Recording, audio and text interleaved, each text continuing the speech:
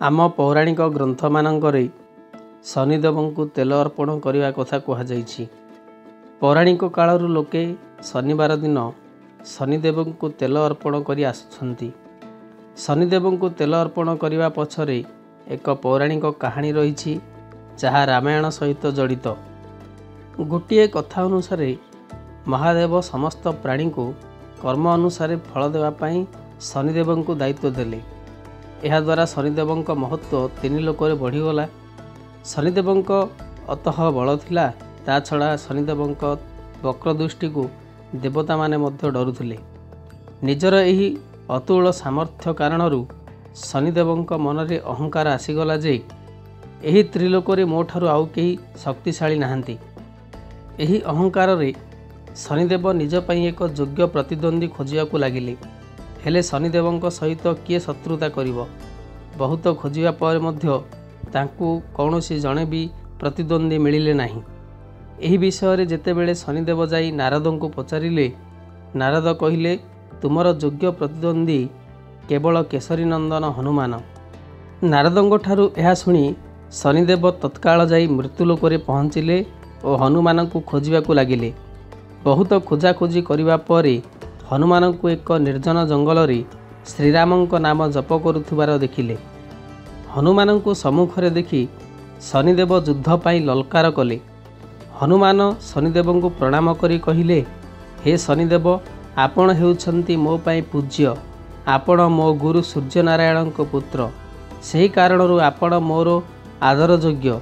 यह व्यतीत मु तुमर केबे अहित मध्य करी नाही, तथापि आपण काहेकि मो सहित युद्ध करिबा पई चाहुछंती। यह सुनी अभिमान रे भरा शनिदेव कहिले, हे मारुति, मु शुणिछि जे एही संसार रे तुम्भठारु केही बलशाली नाहंती। आपणक शक्ति विषय रे अनेक किंवदंती रहिछि, तेणु मु देखिबाकू चाहुछि जे से किंवदंती गुड़िक केते सत्य आउ केते असत्य।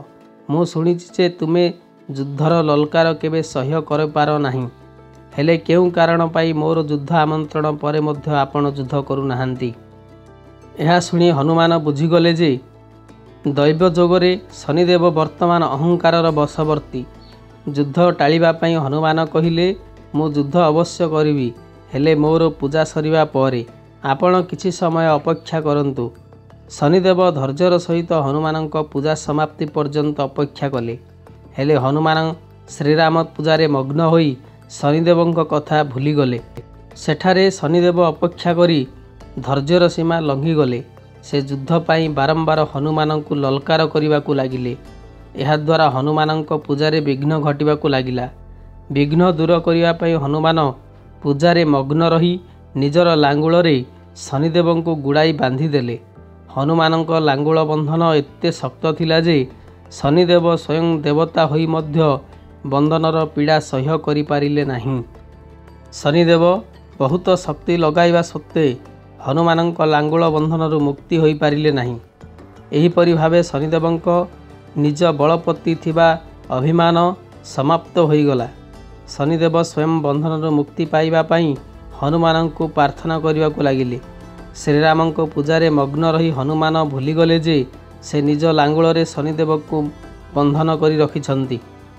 बहुत दिन बीतीगला। शनिदेव सेहीपरि हनुमानଙ୍କ लांगुल रे बंधन होई रहिले और असह्य पीड़ा भोगिबाकू लागिले।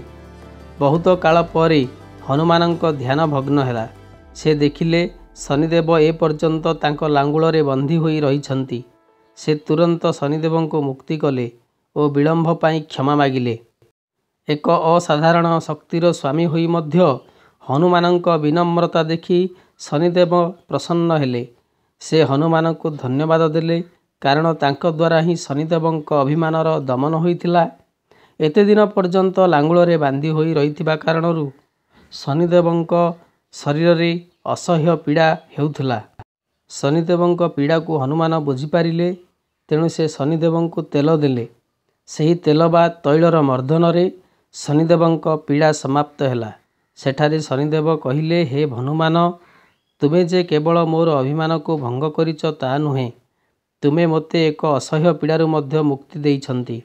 तेणु मु आपण को वरदान देउछि जे जदि तुमर कौनसी भक्त मोते तेल अर्पण करे ମୁଁ ତା ଉପରେ କେବେ କୁଦୃଷ୍ଟି ପକାଇବି ନାହିଁ।